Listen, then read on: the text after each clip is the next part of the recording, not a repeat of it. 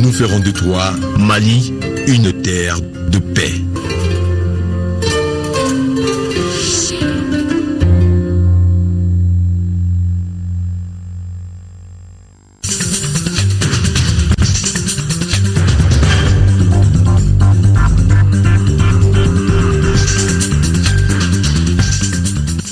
Maliens et Guinéens conclave à Bamako. Ils veulent accroître la production hydroélectrique des deux pays, ceci par la réalisation du barrage de Fomi en Guinée-Conakry, un barrage qui va non seulement réguler le réseau du fleuve Niger, mais sécuriser la production agricole.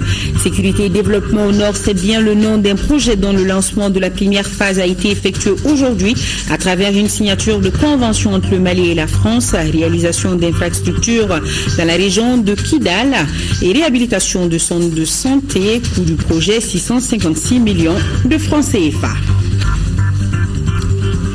Le Hajj 2015 se prépare activement. Le ministre des Affaires religieuses du culte a rencontré ce matin les membres de la Commission nationale d'organisation. À l'issue de la rencontre, tous sont au même niveau d'information pour une bonne réussite du pèlerinage par les fidèles musulmans. Et notre rendez-vous santé de ce lundi s'intéresse ce soir au mariage précoce dans notre pays. 20% des filles au Mali sont mariées avant l'âge de 15 ans, une tendance à inverser. Les textes existent en la matière. Voilà pour le sommaire. Nous sommes lundi 6 juillet. Tout le plaisir est pour moi de vous retrouver. Bonsoir et bienvenue à ce journal. Parlons d'abord du processus de mise en œuvre de l'accord de paix. La mission conjointe d'évaluation du Nord a eu ce matin une séance de travail avec le Premier ministre Modibo Keïta. Une façon d'afficher la volonté du Mali et de ses partenaires d'aller vite dans cette mise en œuvre de l'accord de paix. Ba Traoré nous signale que la délégation composée de la Banque mondiale, de la Banque africaine de développement et de la Banque islamique de développement était conduite par le ministre de l'économie et des finances, Mamadou Igor Diarra. La mise en œuvre de l'accord de paix signé les 15 mai et 20 juin 2015 doit être suivie d'actions concrètes pour la relance des activités au nord. C'est pourquoi la mission conjointe d'évaluation au nord du Mali a rencontré ce matin le Premier ministre Modibo Keïta. Les membres de cette mission veulent avoir des clarifications de la part du gouvernement du Mali sur leur mission d'appui au développement du septentrion malien. Dans l'accord de paix, en son article 36, il est bien mentionné que les trois banques vont accompagner le gouvernement dans, n'est-ce pas, la mise en fait, l'étude des conditions de relèvement rapide pour la réduction de la pauvreté et le développement pour les zones du Nord. Donc nous sommes venus voir le Premier ministre ce matin pour discuter des modalités pratiques pour nous permettre d'accomplir, de concrétiser cette mission. Pour la mission, le temps presse et il faut aller vite.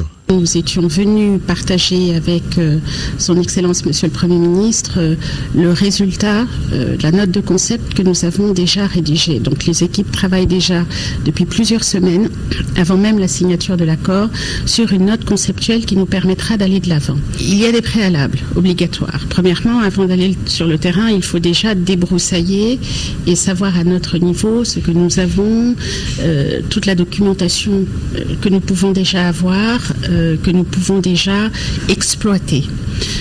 Pour aller sur le terrain concrètement, il va aussi falloir qu'il y ait un minimum de sécurité. Et sur cette question justement, nous espérons pouvoir rencontrer dans les très prochains jours les membres du CSA ainsi que toutes les parties signataires à l'accord pour nous permettre d'avoir plus de visibilité sur justement le calendrier qui nous permettra d'aller concrètement sur le terrain rencontrer les populations. À l'issue de cette rencontre, il y a eu une convergence de vues entre le Premier ministre Modibo Keïta et la mission conjointe d'évaluation au nord du Mali sur la relance des activités dans cette partie du pays. Signer un accord de paix est une chose, mais mettre en œuvre un accord de paix c'est une autre chose. Il en va d'ailleurs de notre crédibilité. Si l'accord n'est pas suivi d'actions concrètes visant à améliorer les conditions de vie et d'existence des populations. Car vous savez qu'au nord de notre pays, des populations sont presque privées de services sociaux de base, notamment dans certaines régions comme Kidal, que des écoles sont fermées il y a 3 ans et que dans la situation actuelle, disposer de l'eau potable relève, si vous voulez, du parcours du combattant. Que La situation alimentaire est préoccupante, et pour les hommes et pour le bétail. Et que tout autour de notre pays, il y a des hommes et des femmes qui attendent presque dans l'anxiété comment retourner. Tout cela doit nous amener à privilégier les actions concrètes. Que les populations se rendent compte que déjà il y a une mission d'évaluation de leurs besoins est un acquis fondamental pour nous. Mais nous avons, je ne dirais pas un ennemi, mais un adversaire de taille, c'est le temps. Et puisque les actions devraient commencer à courir pour vous-même, pour certains le 15 mai, pour certains le 20 juin. Et je crois savoir que dans la limite de 3 mois, vous devez pouvoir présenter les conclusions de votre mission. Mais je sais qu'il y a aussi un handicap. Parce que tel que c'est formulé, vous travaillez sous l'égide du comité de suivi et d'évaluation, qui n'est pas encore en place. Et même si les progrès réalisés sont importants. Mais il est dit dans le même accord qu'il s'agit d'apporter des réponses aux besoins urgents. Et que cela devrait se faire aussi avec la concertation et du gouvernement du Mali et d'autres institutions. Ceci, c'est dans l'article 35-36 de l'accord de paix. Alors, c'est vous dire que je me réjouis personnellement, en tout cas, de pouvoir discuter avec vous ce matin. Et bien des difficultés que vous avez, au moins de la stratégie à mettre en œuvre. Mon avis sur la méthodologie, c'est ce que nous attendons de vous. Notons que la mission conjointe d'évaluation au nord du Mali comprend la Banque mondiale, la Banque africaine de développement et la Banque islamique de développement. Et toujours dans le cadre de l'amélioration des conditions de vie des Maliens, précisément de ceux des régions du Nord, le Mali et la France ont signé cet après-midi une convention relative au financement du projet Sécurité et Développement au Nord. Ce projet portera sur la réalisation d'infrastructures dans la région de Kidal, la mise en place de groupes électrogènes et la réhabilitation de centres de santé dans différentes communes, notamment celle d'Anifis, Dessous et de Djouane, coût de financement 656 millions de francs CFA. Le compte rendu de Modibo Mariko. Une autre illustration des bonnes relations entre le Mali et ses partenaires. À travers cette signature de convention, le Mali et la France s'accordent pour financer le projet Sécurité et Développement du Nord pour un montant d'1 million d'euros, soit 656 millions de francs CFA. L'AFD, l'Agence française de développement, contribue dans ce montant à hauteur de 75% contre 25% pour l'ANICT. Cette cérémonie revêt un caractère particulier par le fait qu'il s'agit de la première convention de financement après la signature de l'accord pour la paix et la réconciliation nationale. Ce projet vise à réaliser exclusivement des investissements structurants contribuant à l'amélioration rapide des conditions de vie des populations bénéficiaires et à la reprise de l'activité économique. Il faut que les populations du nord du Mali voient rapidement la différence entre avant la signature et après la signature. Bref, il faut que leur vie au quotidien change. Nous avons choisi les infrastructures. Parce que quoi de mieux qu'une infrastructure pour changer la vie des gens? Ce projet va contribuer à l'électrification de la commune d'Anefis par la mise en service d'un groupe électrogène et d'un réseau de distribution. Il construira aussi un barrage filtrant à Tessalit et un centre de santé à Djounhan à Kidal. Un autre groupe électrogène est prévu à Aguelok et le centre de santé de Souk sera réhabilité. Le tout pour un montant de 328 millions de francs CFA. L'affectation de 28 millions restants disponibles sera déterminée par les acteurs pour des infrastructures complémentaires. Une première convention de financement à Kidal a beaucoup d'importance. La première, c'est démontrer que maintenant nous allons vers la paix et vers la reconstruction et que très vite, l'après-signature doit s'exprimer en montrant la différence. La deuxième chose importante, c'est que cela se fait avec nos structures et selon nos procédures. Cela est très important. La troisième chose, c'est que cela se fait au moment où nous essayons de renforcer la sécurité. Attendre que la sécurité soit complètement établie pour commencer des actions de développement ce n'est pas toujours le meilleur chemin. Cette convention signée constitue le démarrage de la première phase de ce projet qui est appelé à s'étendre si les conditions sécuritaires le permettent dans d'autres localités. Son seul but est d'améliorer selon ses initiateurs les conditions de vie des populations dans les zones concernées. Du souhait à la réalité, c'est ainsi qu'on peut qualifier la réunion de ce matin entre experts maliens et guinéens autour de la réalisation du barrage de Fomi en Guinée-Conakry. Le barrage, une fois opérationnel, va permettre au Mali et à la Guinée-Conakry d'accroître leur production hydroélectrique. La réunion consistera à passer en revue les termes de référence relatifs au cadrage et élaborer les modalités de fonctionnement du secrétariat permanent du comité. Le point c'est avec Sirabachili.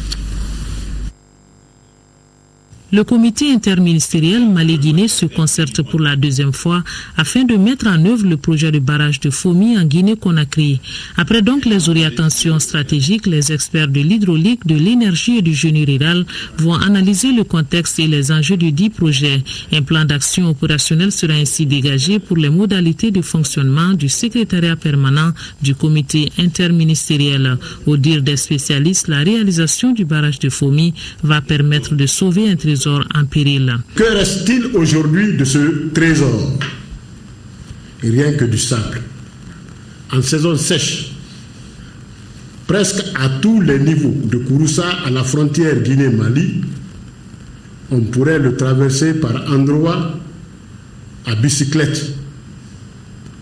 Il est donc urgent que l'on évalue tous les facteurs de blocage, que l'on se remémore tout ce que nous avons perdu pour prendre à bras le corps toutes les opportunités qui nous permettraient d'avancer.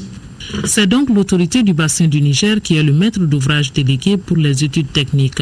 La structure va actualiser les études techniques et mesurer les impacts environnementaux avant la réalisation du barrage de Fomi et le financement sera assuré par la Banque mondiale. Les études qui sont en cours sont à deux niveaux.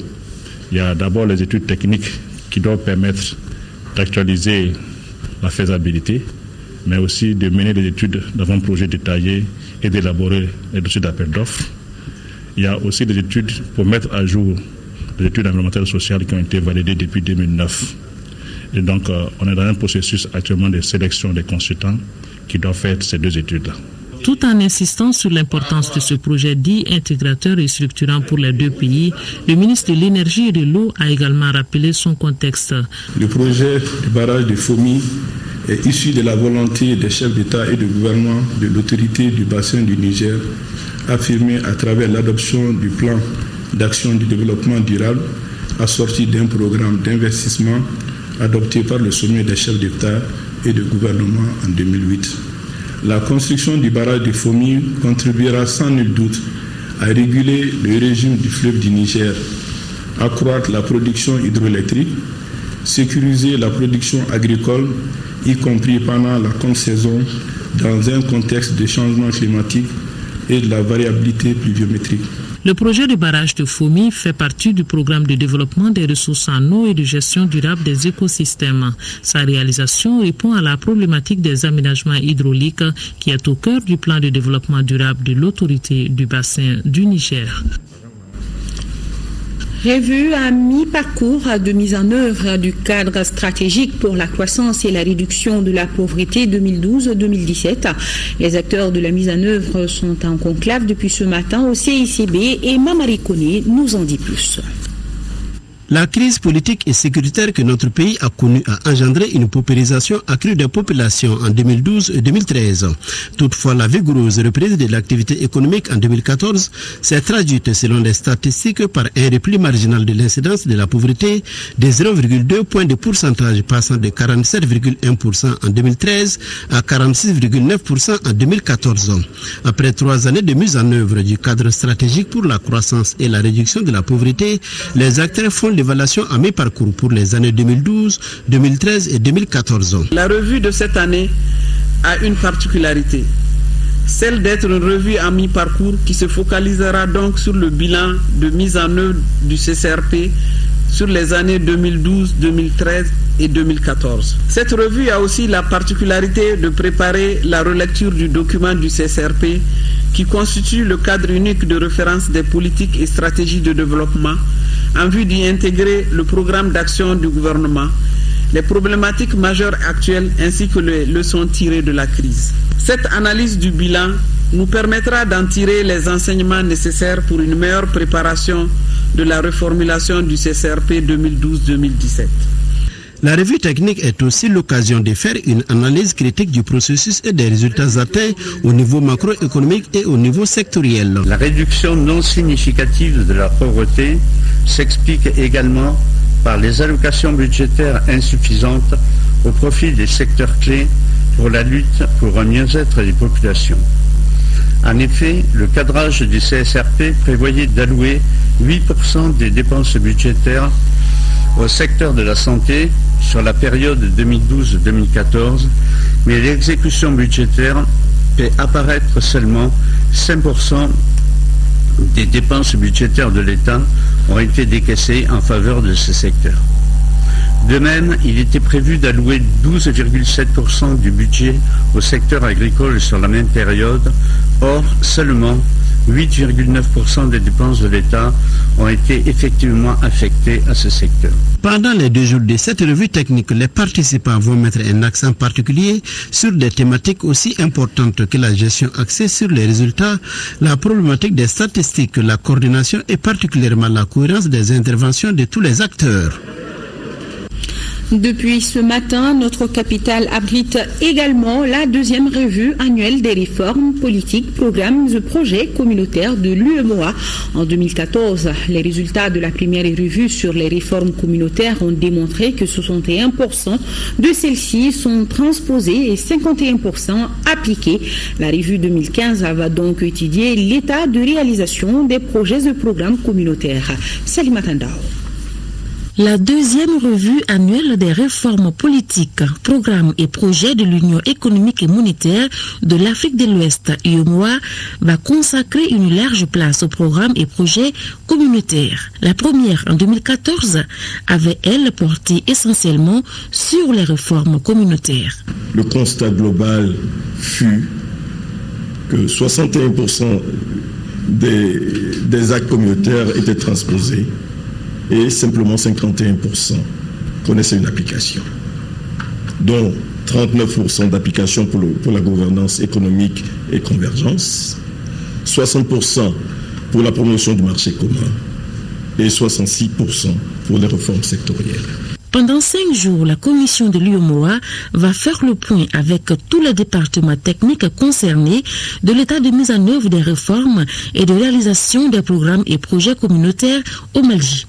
Les résultats des travaux seront par la suite présentés au chef du gouvernement.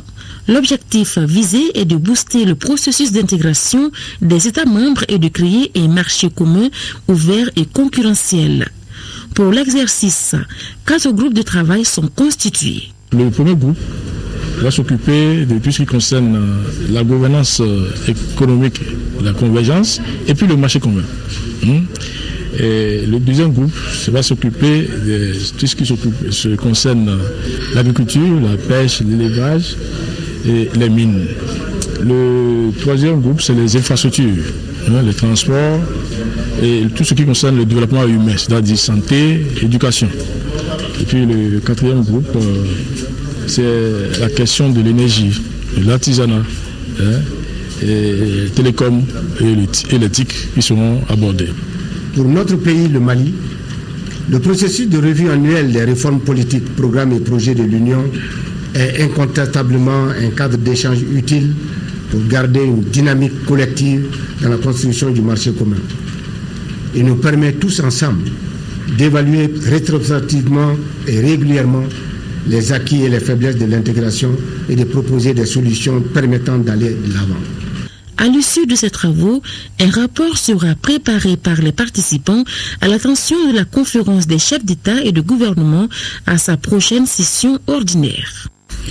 Autre rencontre de haut niveau, c'est la tenue de l'atelier régional de formation sur les techniques d'enquête et d'investigation financière en matière de lutte contre le blanchiment de capitaux et le financement du terrorisme. Cette formation permet à la cellule nationale de traitement des informations financières de disposer d'analystes et d'enquêteurs mieux outillés pour un meilleur traitement des informations en matière de lutte contre le terrorisme et la drogue. Le reportage de Daouda Sidiki Diarra. Cette formation est consacrée au renforcement des capacités des analystes des cellules de renseignement financier dans la zone UEMOA. Elle permet aux analystes de mieux comprendre et d'assimiler les nouvelles techniques et méthodes d'analyse et de traitement des déclarations d'opérations suspectées en matière de lutte contre la criminalité financière. La réception, l'analyse, le traitement des déclarations de soupçon de blanchiment de l'argent mal acquis en vue de les fructifier pour des circuits plus licites et le phénomène du terrorisme constitue la quintessence même des missions des CRF. Les impacts destructeurs de la drogue, du blanchiment d'argent et des crimes sur la société ne sont plus à démontrer. L'Afrique de l'Ouest n'échappe pas à ces menaces et à leurs effets déstabilisateurs. Les principaux constats relevés dans un rapport décrit certains flux de trafic illicite opérés dans la sous-région. Il fait référence au trafic de cocaïne, mais également à la production et au trafic de méthamphétamine, à la traite des personnes, en particulier les enfants et les femmes. De plus en plus, celles-ci peuvent s'apparenter à de véritables entreprises, dont l'objectif est de générer un maximum de bénéfices et de profits économiques. Il peut servir à financer des actions et des groupes terroristes. Pour contrer efficacement ces menaces, les États se doivent d'adopter des stratégies de lutte innovantes. La problématique sur laquelle vous travaillez est une priorité pour les dirigeants qui gèrent les ressources de nos pays. Et nous devons désormais donc nous adapter, car le mot le plus fréquent de notre vocabulaire, mesdames et messieurs, est devenu tout simplement insécurité. Et cette insécurité a justement ses moyens, ses racines, ses sources de financement. Nous estimons que les rencontres du genre concourent au renforcement des capacités des différents acteurs pour combattre ces deux fléaux internationaux désormais qui constituent le blanchiment des capitaux et le financement du terrorisme. Les participants de l'atelier sont venus des pays de la zone UEMOA et de la Guinée-Conakry. Elle est organisée par la cellule nationale de traitement des informations financières Saint-Type Mali en collaboration avec le Luxembourg, l'UNIDC, c'est-à-dire l'Office des Nations Unies contre la drogue et les crimes. Hors du Mali, c'est la Grèce qui fait l'actualité avec son grand nom tonitruant à plus de 61% à l'issue d'un référendum, puis la démission à la surprise générale de son ministre des Finances, Yanis Varoufakis. En attendant l'éventuelle ouverture de négociations entre Athènes et l'Union européenne, suivant quelles sont les dernières évolutions de la situation avec Souri Ibrahima Keïta.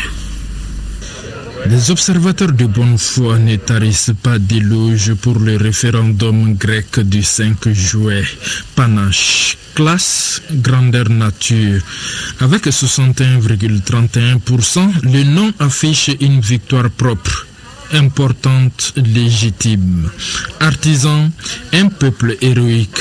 Un premier ministre audacieux, un iconoclaste ministre des Finances qui ont réussi le tour de force et le pari d'organiser en moins d'une semaine un référendum pour remettre les pendules Europe à l'heure. C'est un message très clair que en réalité le gouvernement et l'ingénierie internationale qui se trouve en pilotage automatique dans la vallée de globalisation pour l'entrepreneuriat ne peut plus continuer. Et le peuple grec a donné l'exemple en disant non et en supportant le chef du gouvernement dans sa lutte contre le cartel bancaire supranational qui contrôle tous les pouvoirs depuis le temps de Roosevelt. Le peuple grec a montré son courage aujourd'hui face au monde entier, a montré son courage face à l'Union européenne, à la Banque centrale européenne, face au dictat aujourd'hui des créanciers de de la Grèce. Cela est un signal qui pousse aujourd'hui les partenaires de la Grèce à renégocier les contrats de la dette, à renégocier les termes de la dette. C'est l'Allemagne qui est le principal bailleur au niveau de l'Union européenne, ne veut pas renégocier les termes. Mais face à ce non, il est important que nous allons revenir à la table des négociations. Deuxième enseignement, ça c'est au niveau même de la durée de remboursement de cette dette. On va arriver maintenant à rééchelonner la dette grecque parce qu'il est presque impossible que dans 2 mois que les Grecs puissent rembourser la totalité de leur argent. Certes, il n'y a pas de rapport cause à effet entre la sortie de l'espace et celle de la monnaie, mais la chancelière qui avait un rendez-vous post-référendum avec le président Hollande avait pourtant mis en garde de façon à peine voilée. Si l'euro échoue, l'Europe échouera et inversement. Fin de citation. Il voulait mettre à genoux le peuple grec.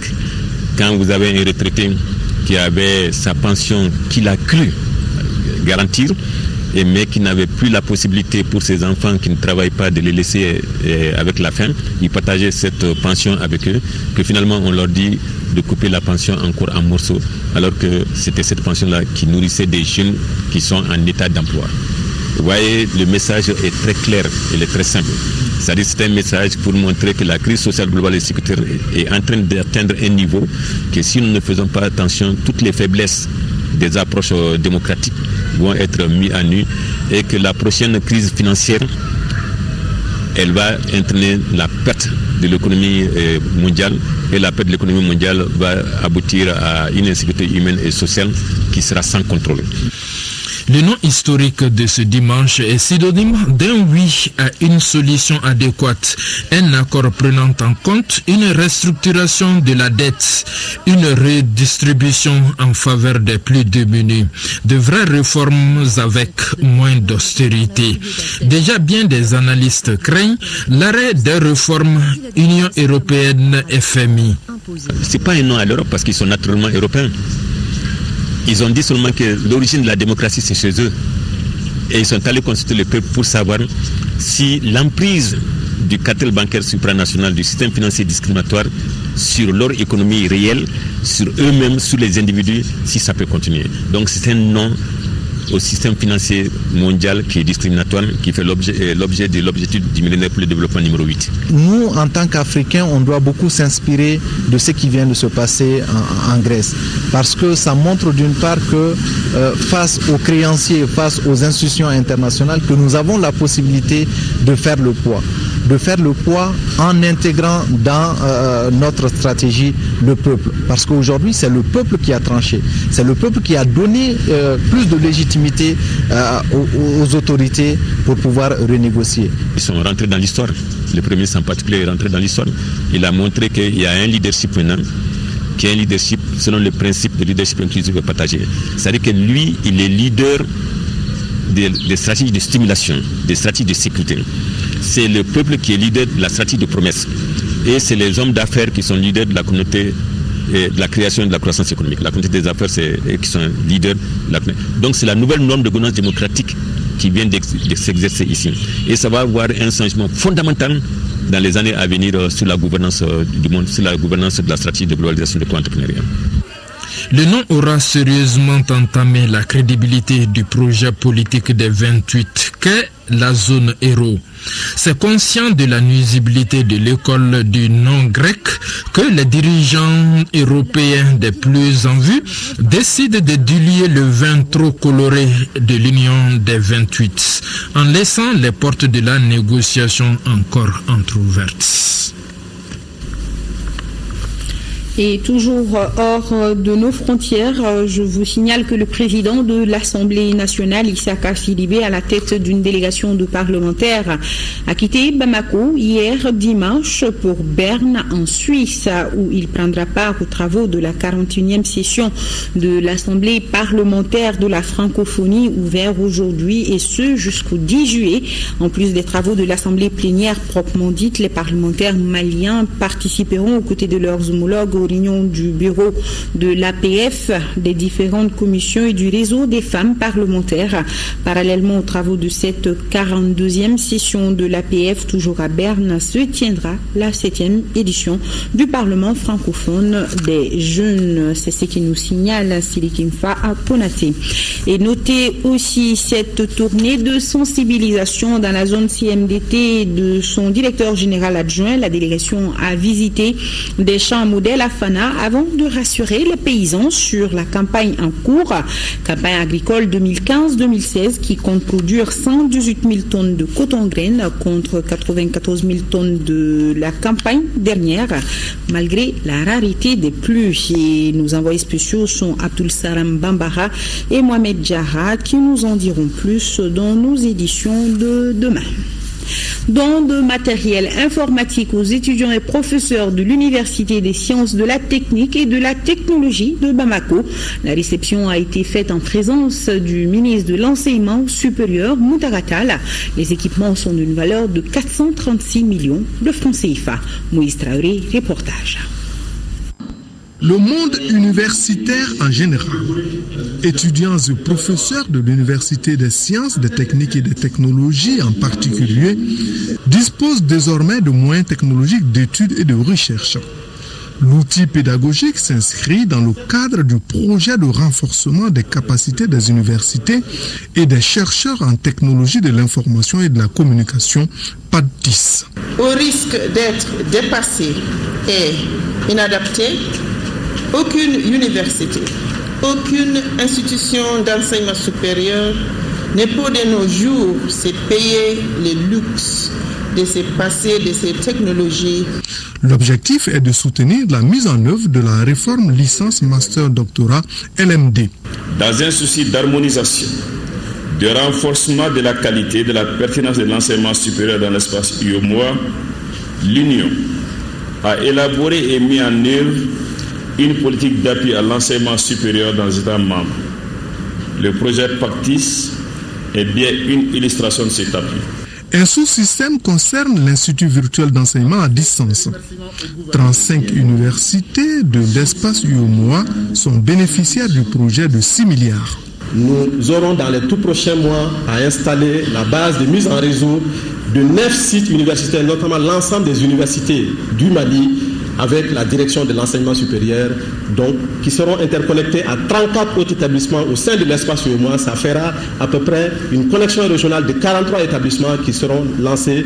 L'ambition du PAD10 est une bibliothèque virtuelle interconnectée au niveau régional. Parlons du Hajj 2015. Les préparatifs vont bon train, nous indique Ibrahima Choukari. Le ministre des Affaires religieuses et du culte a rencontré en effet ce matin les membres de la Commission nationale d'organisation du Hajj.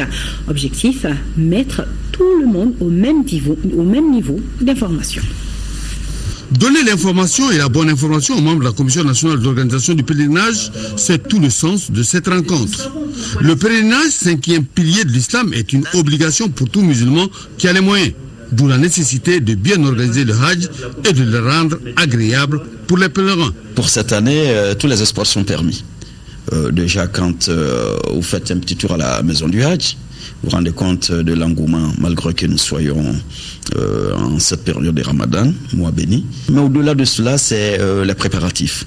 Les préparatifs avec des innovations et un délégué général assisté de deux délégués, le superviseur général qui est un nouveau poste créé, qui s'occupera donc de l'aspect spirituel de tout ce qui est la phase rituelle, et le superviseur général qui est l'élément administratif.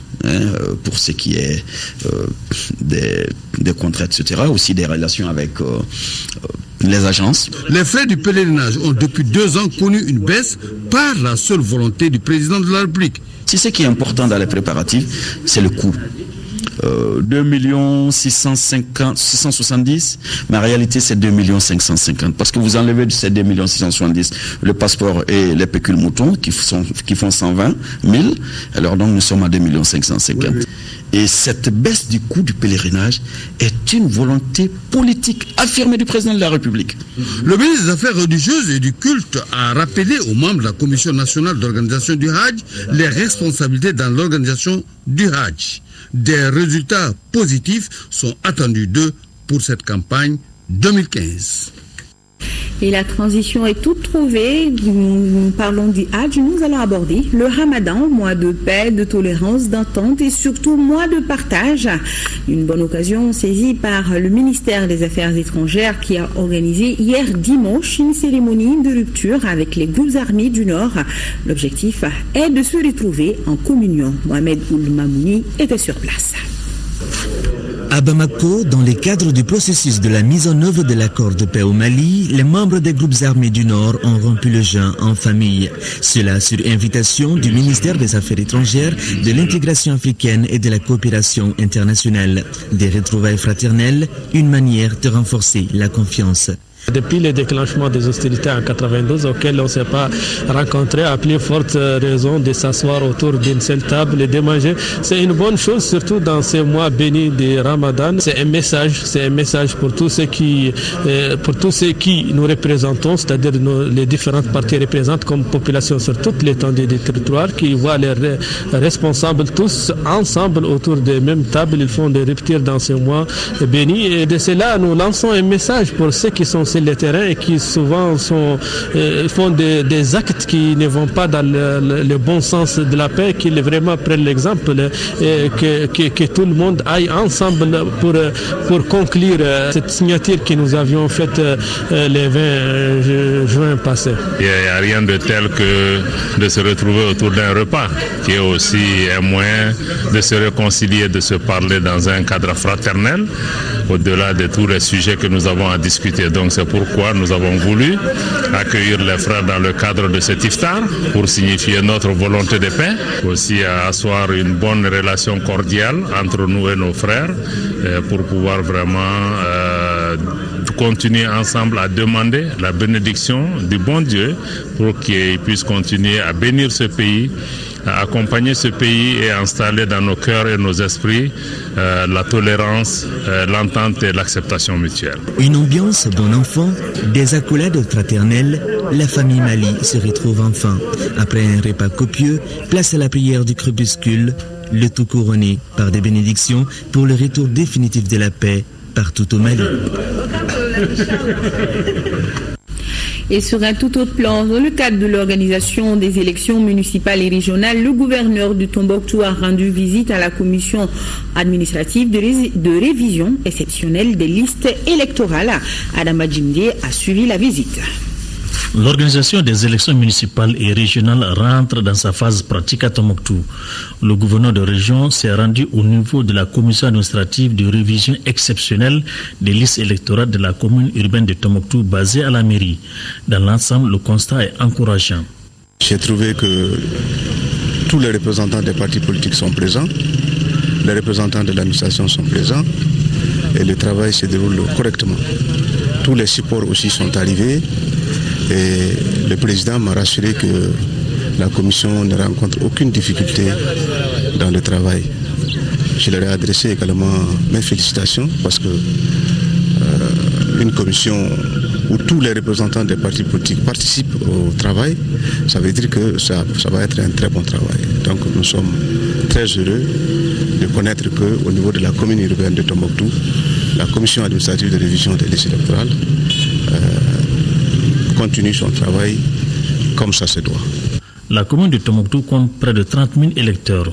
La commission a procédé à 38 validations, 4 radiations et autant de transferts devant les 8 partis politiques plus les représentants de l'État. Le gouverneur a également eu une séance de travail avec les formations politiques et les chefs de services régionaux. Objectif, expliquer l'enjeu des prochaines élections pour notre pays. Et ce fait divers avec ce coup de prouesse de 2 commissariats de la place. Il s'agit du 6e et du 11e arrondissement. Ils ont mis la main sur des malfrats pour cause de vol de véhicules et de braquage. Les détails, c'est avec Al-Joumatina. Dans leur mission régalienne de veiller à la sécurité des personnes et de leurs biens, les forces de l'ordre multiplient les démarches pour mettre hors d'état de nuire les malfrats. C'est ce qui justifie les présentes opérations réalisées par le 6e et le 11e arrondissement. Flagrant délit de vol de voitures, c'est le préjudice causé en commune 5 par Mamadou Kontago, finalement appréhendé par les hommes du commissaire divisionnaire Adaman Koulibaly à la Chine dans la nuit du 3 au 4 juillet. Avant l'acte déjà, on avait reçu un citoyen qui avait déclaré le vol de sa voiture Mercedes. Donc on avait déjà donné l'information à nos équipes de patrouille et à travers ça, donc le monsieur a été mis hors d'état de nuire. Si la population collabore, je sais qu'on peut lutter contre l'insécurité grandissante. Donc nous avons besoin de renseignements pour les exploiter. S'agissant du 6e arrondissement, il est question de braquage. Grâce aux informations et la détermination des éléments du commissaire Cheikh El Kébir, ils ont pu démanteler le dit réseau à Bankoni Razel, dont la moyenne d'âge est de 22 ans. Lors de la perquisition, plusieurs objets ont été retrouvés, notamment des motos et une somme importante. Au cours de l'opération, qui a duré à peu près 7 heures de temps, nous avons pu interpeller 5 éléments de la bande. Ces éléments, nous avions procédé à des perquisitions dans les domiciles respectifs. Cette perquisition nous a permis de procéder à la saisie de 4 motos Jakarta et d'une moto de marque Star, une quarantaine de puces téléphoniques, des habits volés, des effets d'habillement, entre autres objets. Conscientes de leurs tâches, les autorités restent déterminées à travers des stratégies pour réduire les risques de vulnérabilité. Nous arrêtons les bandits, mais nous faisons en sorte que les bandits, leur marge de manœuvre soit le plus réduite. En quoi faisant, en pratiquant ce qu'on appelle la politique de réduction de vulnérabilité. Nous nous employons, nous continuerons. Et nous ferons notre travail à l'accoutumée. Souhaitons encore plus de coopération, une coopération robuste avec les populations. Les bandits, les voleurs vivent en notre sein. Les responsables exhortent la population à plus de collaboration. Et nous arrivons à Focus Santé avec comme thème ce soir les mariages précoces au Mali, avec 20% des filles mariées au Mali avant l'âge de 15 ans. Notre pays a-t-il pris des dispositions pour protéger ses enfants contre les mariages précoces? Selon la responsable de questions de violence basées sur le genre à la représentation de l'UNICEF au Mali, la réponse est oui, mais le problème c'est l'application de ces textes et les contradictions entre ces mêmes textes. Et cela impacte négativement l'atteinte de la presque totalité des OMD, les objectifs du millénaire pour le développement. Tchessela Damblé.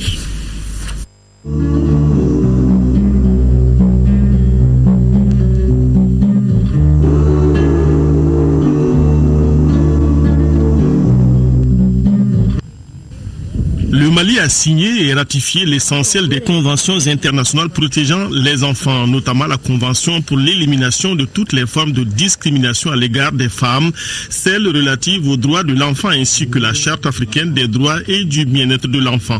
Ces textes qui condamnent le mariage précoce fixent à 18 ans l'âge minimum requis pour marier un enfant, loin de ce que disent les textes nationaux. Il y a le Code des personnes et de la famille, qui est le code de tutelle qui régit les questions de mariage, qui a été adopté ou promulgué le 30 décembre 2011 et qui malheureusement autorise le mariage de la jeune fille à 16 ans avec le consentement des parents à 15 ans aussi.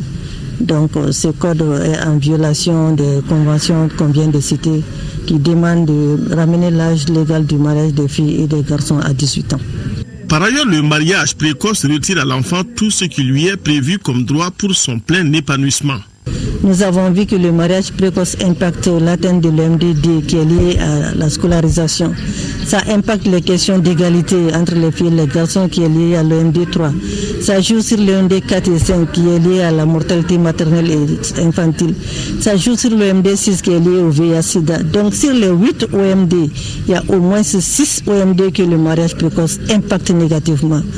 Vous imaginez que si on ne prend pas des dispositions urgentes, ça va être difficile pour le Mali de pouvoir vraiment atteindre ces OMD-là. Les médecins de leur côté disent qu'avant 18 ans, le corps de la fille n'est pas suffisamment mûr pour concevoir sans problème. En témoignent les problèmes rencontrés sur le terrain, fistules obstétricales, ruptures utérines, traumatismes psychologiques et physiques, surtout que dans certaines zones du Mali, les filles sont souvent mariées avant l'âge de 16 ans. Anatomiquement, la maturation de l'os, c'est-à-dire du bassin chez la femme, la maturation continue jusqu'à l'âge de 18 ans. Donc toute jeune dame, toute jeune fille qui n'a pas encore atteint 18 ans, il faut savoir que la maturation osseuse n'est pas arrivée à terme. Donc ça veut dire qu'il y a une immaturité des organes génitaux chez ces dames-là. Donc que ce soit les organes génitaux internes ou externes, notamment des problèmes de bassin. Ça veut dire que ces bassins n'est pas mature pour concevoir une grossesse. Surtout des circonstances, si c'est une grossesse avec un enfant de poids normal. La Constitution du Mali, dans l'une de ses dispositions, dit que les traités ou accords régulièrement ratifiés ont, dès leur publication, une autorité supérieure à celle des lois, sous réserve de son application par l'autre partie, ajoute cette disposition. C'est dire qu'un travail d'harmonisation des textes nationaux et internationaux s'impose aujourd'hui au Mali.